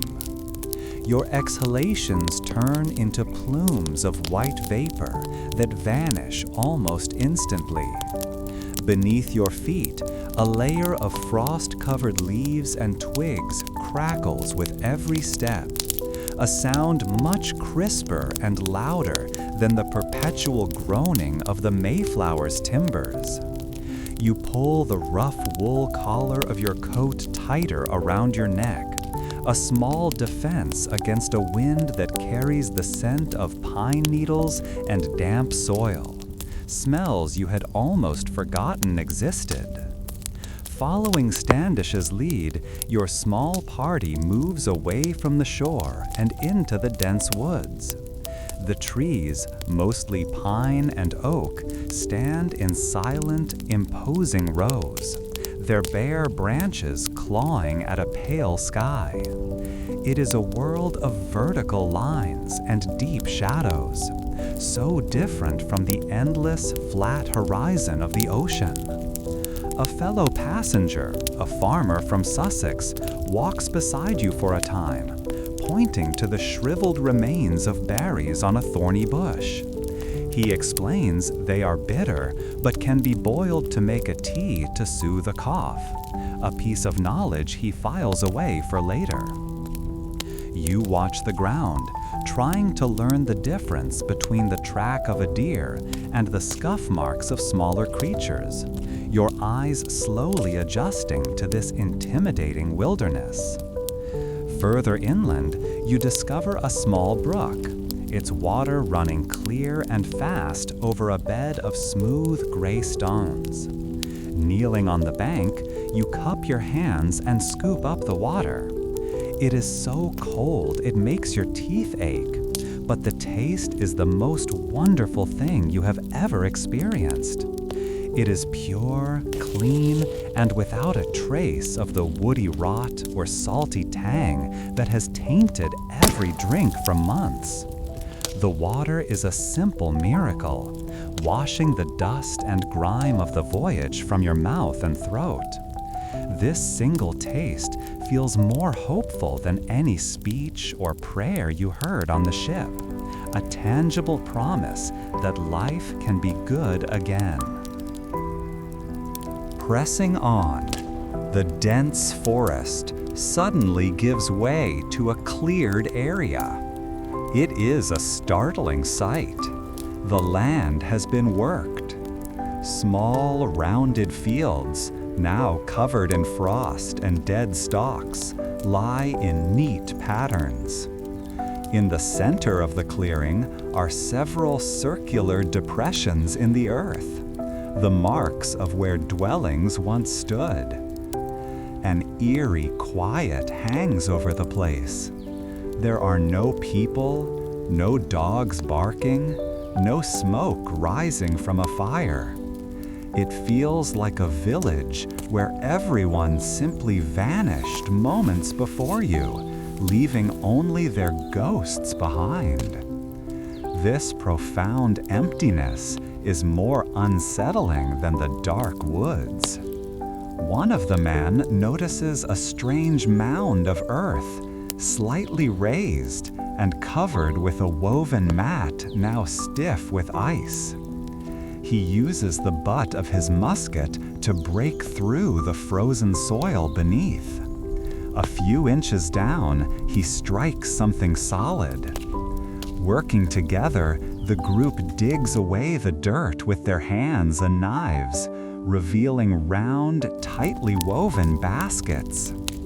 When the lid of the first basket is pried open, a collective gasp ripples through the party.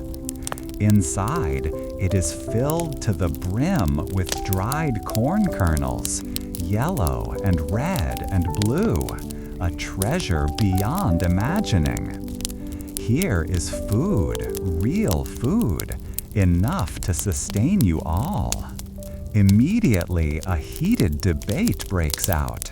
A stern-faced separatist, his eyes bright with fervor, declares it a gift from God, a sign of his divine providence watching over them.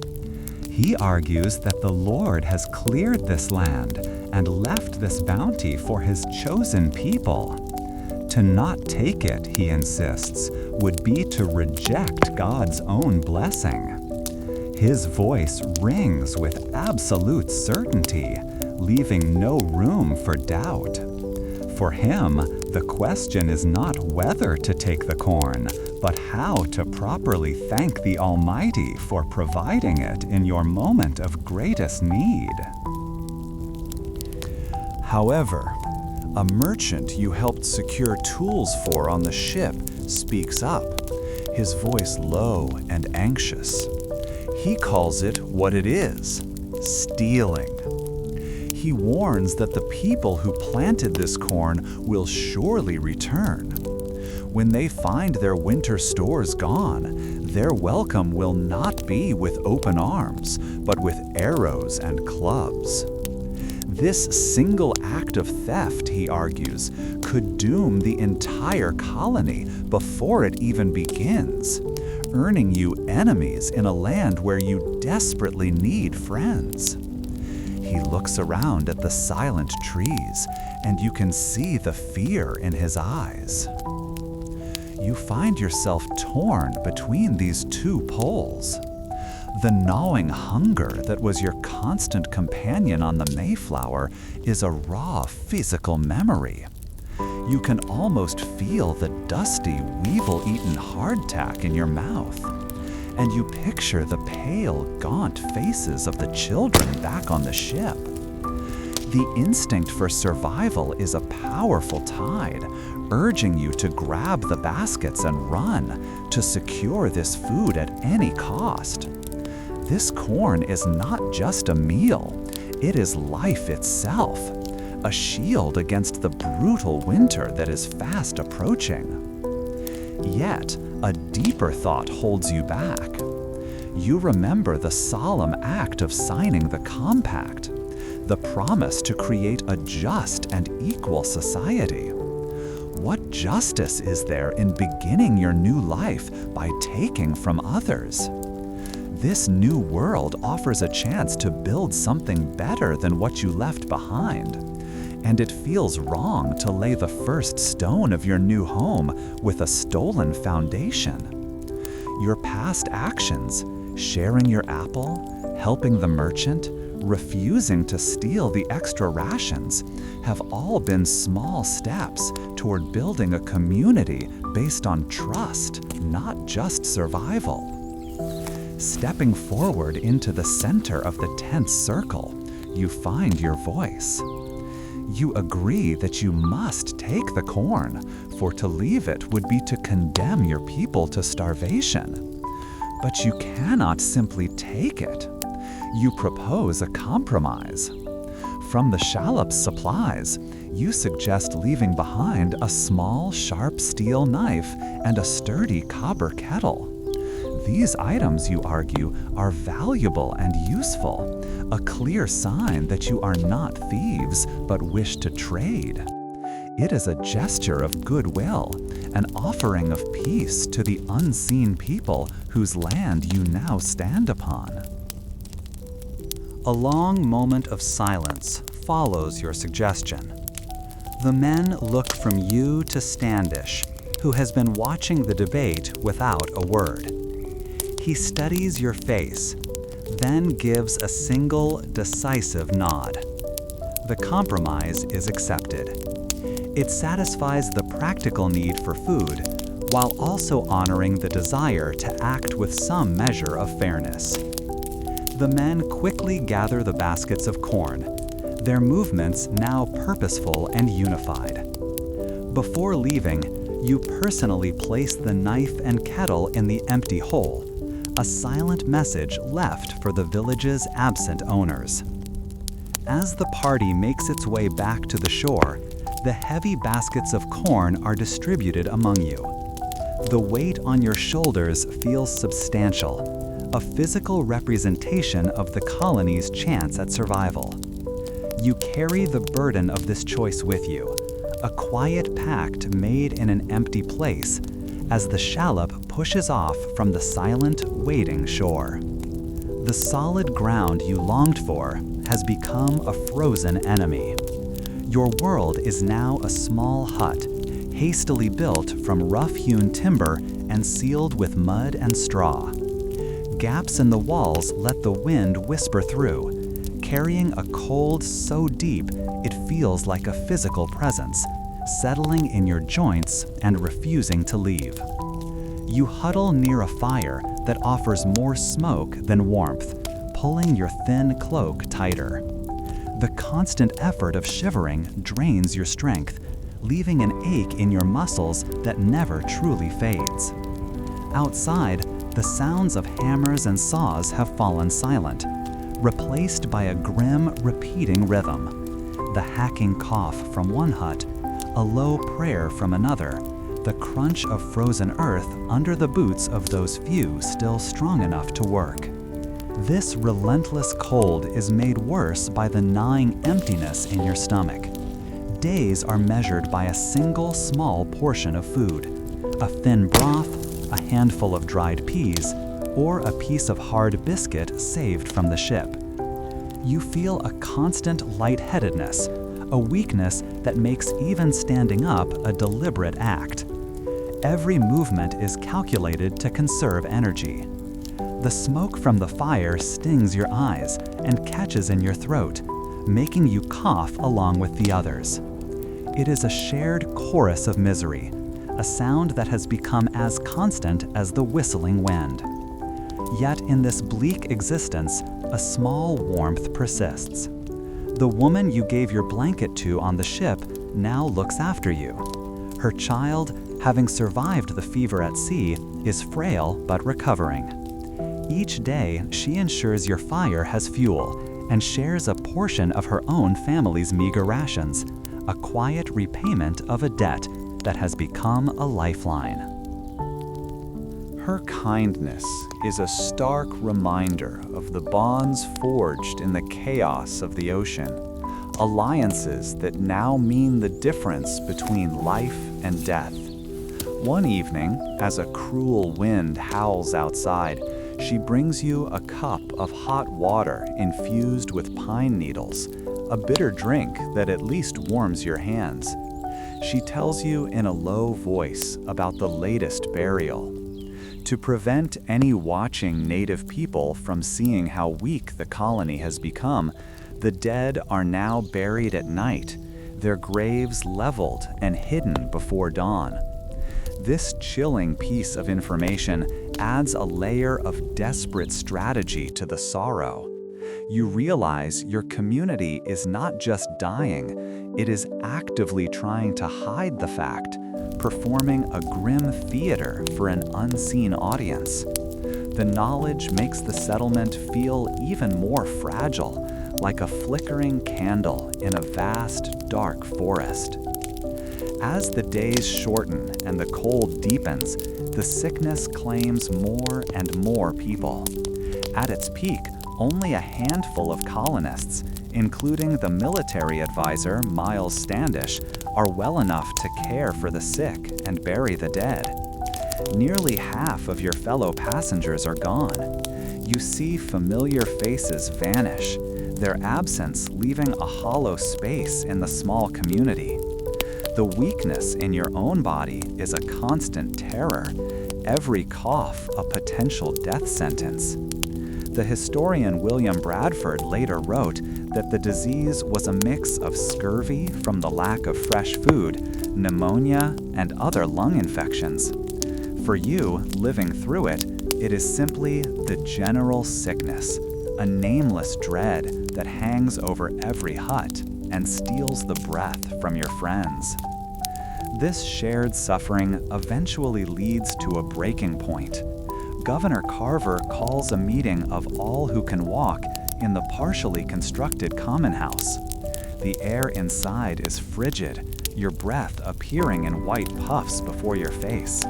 He stands before the small huddled group, his own face etched with weariness. The issue is the last of the corn, the very corn you helped find and voted to take from the abandoned village. There is enough seed to plant in the spring to provide a harvest that could secure your future. But there is also just enough to provide a few more substantial meals now to perhaps give the sick the strength to fight off their illness. The choice is laid bare. Eat the future to survive the present, or starve now for the hope of a harvest that may never come. A terrifying silence follows his words. You look at the gaunt faces around you. You see the immediate, desperate hunger in their eyes, a feeling you know intimately. A man argues that the dead cannot plant corn, that you must eat now, or there will be no one left to see the spring. His argument is practical and powerful, and you feel a wave of agreement ripple through the room. The thought of a full stomach, even for a day, is an almost unbearable temptation.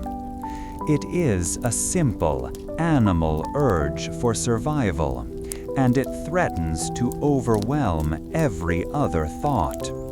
Your own stomach clenches with a painful hollow ache, and for a moment you are ready to agree with him, to trade any hope of tomorrow for a moment of relief today.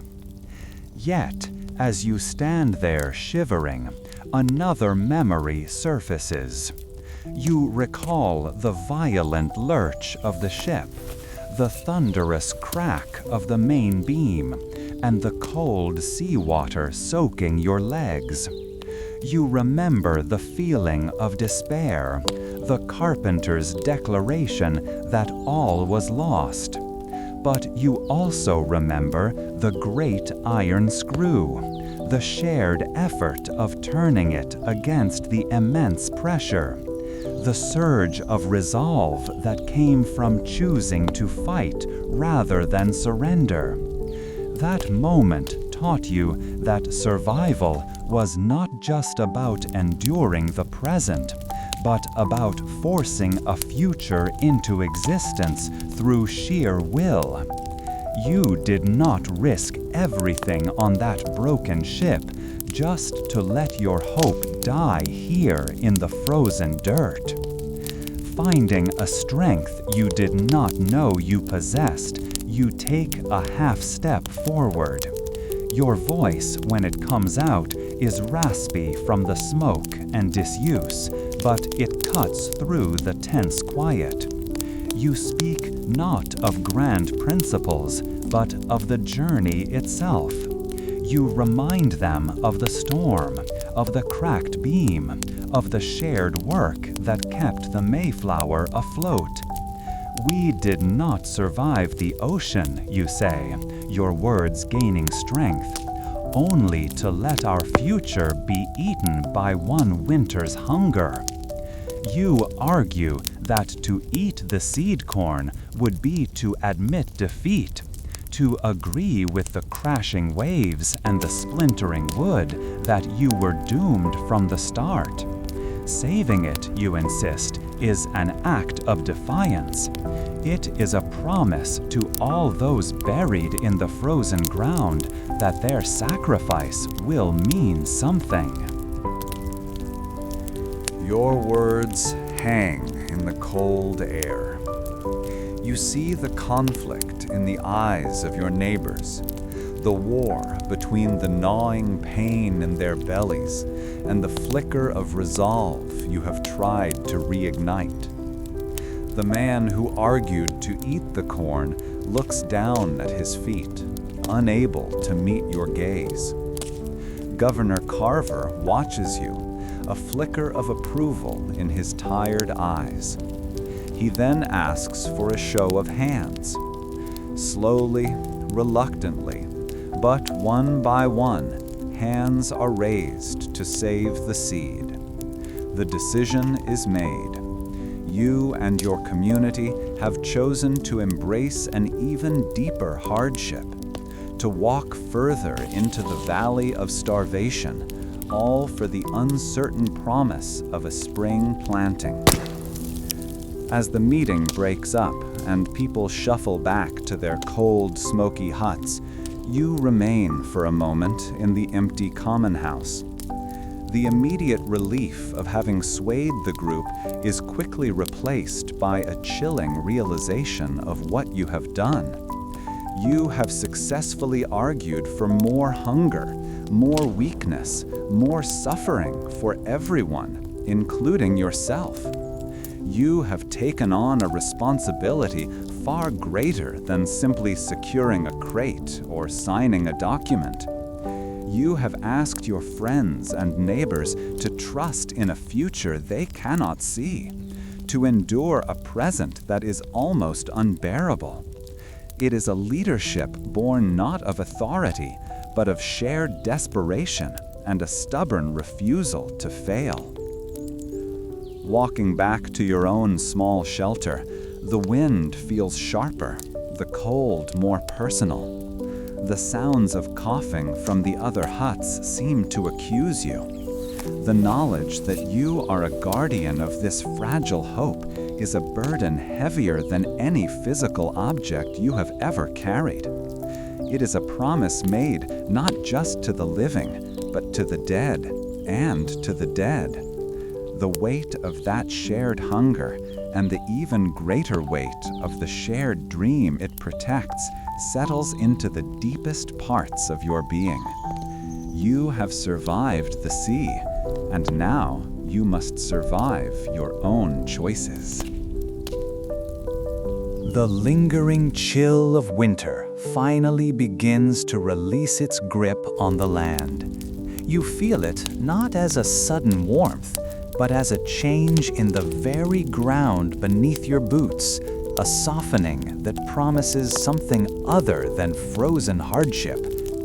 Water drips steadily from the roofs of the crude shelters, tracing dark lines down the rough-hewn timber, and the sound is a kind of music after months of silence, broken only by coughing. Because you argued so forcefully to save the precious seed corn, a decision that cost everyone dearly in comfort, you feel a heavy responsibility with every sign of spring. That act of looking toward the future has marked you, and Governor Carver often seeks you out to stand with the other leaders when they survey the small, struggling settlement of Plymouth. This change in your standing means you are near the common house, helping to repair a fence post when the world suddenly goes quiet. The rhythmic thud of hammers stops. The low murmur of conversation dies in the throats of the women mending clothes nearby. Every head turns in the same direction, toward the edge of the forest that has been a wall of dark, silent trees for months. Your own hand tightens on the handle of your mallet, the wood feeling slick and unfamiliar in your suddenly damp palm. Out of that intimidating tree line, a man walks toward you, and he is unlike anything you have ever seen. He is tall and straight, with long black hair, and his skin is the color of oiled leather. He wears only a fringed piece of deerskin around his waist, and he seems not to feel the brisk wind that makes you pull your own wool coat tighter. He walks with a confidence that is itself a weapon, striding directly into the center of your settlement, as if he owns the ground you stand upon. He carries a bow and 2 arrows, one headed with flint and the other with no tip. But he holds them loosely, not as a threat. Around you, men reach for the few muskets that are kept loaded, their faces pale with shock and fear. The memory of the stolen corn from your first landing and the brief, terrifying encounter with unseen warriors that followed makes your heart hammer against your ribs. This man does not hide, however. He stops a dozen paces from where Governor Carver stands frozen, looks around at the half-built houses and the wary faces, and then he does the most astonishing thing of all. He raises a hand and speaks, his voice clear and carrying in the sudden stillness. "Welcome, Englishman." The words are broken, strangely accented, but they are unmistakable. A ripple of disbelief passes through the assembled colonists. For a moment, no one moves or breathes. The man looks directly at Governor Carver. Then his gaze sweeps over the rest of you, including Miles Standish, who has his hand resting on the hilt of his sword. Because of your recent role in the community's difficult decisions, Carver glances toward you, his expression seeking some measure of the group's feeling. You are no longer just another pair of hands. Your judgment is now weighed. You stand in the circle of leadership, and your reaction in this critical moment will influence everyone else. The visitor's calm presence is a stark contrast to the tension that grips your small community. After his greeting, the man introduces himself as Samoset. He explains he learned some English from fishermen who came to these shores farther east. His presence is both a marvel and a profound terror. Every instinct screams that this could be a trap, that an armed party could be waiting just beyond the trees, ready to descend upon your weakened settlement. Yet his boldness feels more like curiosity than aggression. He then makes a simple request, one so ordinary it is jarring. He asks for beer. This simple human desire cuts through the thick fear. It is a request for hospitality, a sign that he sees you not just as invaders, but as people with whom one might sit and talk. The leaders are paralyzed by indecision. To refuse might be taken as an insult, an act of hostility that could bring ruin upon you all. To accept could be a fatal mistake, letting a potential enemy see just how few of you are left, how weak you have become after the starving time. Carver looks at Standish, whose face is a mask of suspicion. He looks at William Bradford, who seems to be wrestling with his faith, wondering if this is a test from God. And then his eyes meet yours again. He doesn't speak, but the question is plain. You must choose how to respond, and your action will set the tone for this first crucial encounter. A part of you wants to shrink back, to let the men with weapons make the choice. The fear is a cold knot in your stomach, a physical weight that makes it hard to breathe. It whispers of the dangers of the unknown, of the folly of trusting a stranger from this wild place that has already claimed so many of your friends. Yet another thought pushes back against the fear.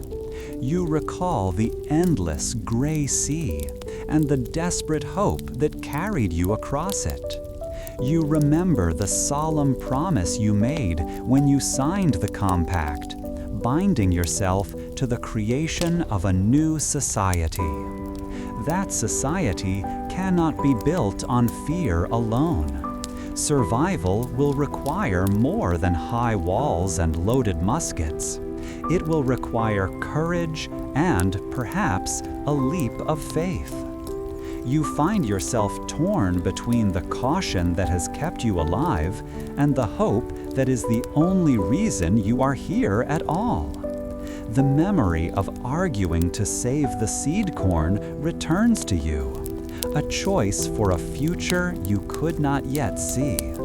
This feels like a similar moment, a seed of a different kind. You can let it lie dormant in the frozen ground of suspicion, or you can try to plant it in the hope that it will grow into something that can sustain you all.